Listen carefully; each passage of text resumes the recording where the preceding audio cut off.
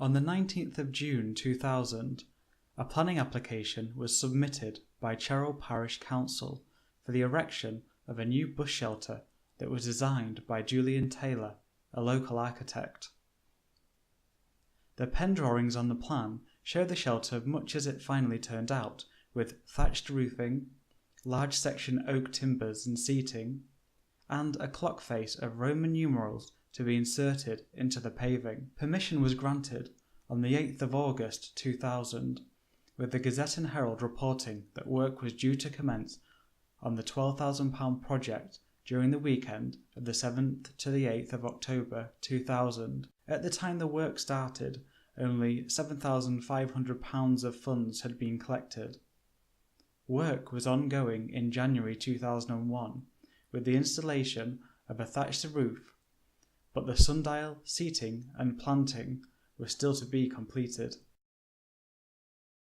I'm not sure when the shelter was finally completed, but I imagine for the users of the bus shelter it was very welcome, as only a garden shed had been made available in the interim.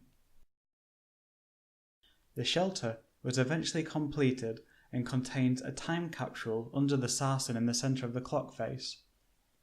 I'm not sure if the time capsule has a retrieval date or when it was decided for a sarsen to be included in the design. It was suggested that this sarsen may have cup marks, which are a form of prehistoric art, which intrigued me, and I started to investigate. Firstly, I spoke to Dave Grafton, who was the chair of the parish council at the time. He advised that the stone was chosen from a selection of stones that had been cleared from the farmland in the 1960s, and that no inspection with regard to cup marks had been made. Then I spoke to archaeologist Jim Gunter, who very kindly visited the shelter when working in Avebury. He told me, "There seem to be supposed cup marks on at least 3 sides, but many of them are very deep holes and smooth, unlike humanly pecked cups. The cups were also of many sizes, not of regular size as normally found. 1 or 2 are worthy of further examination under a magnifying glass to see if there are any signs of pecking, but to me it all looks too natural.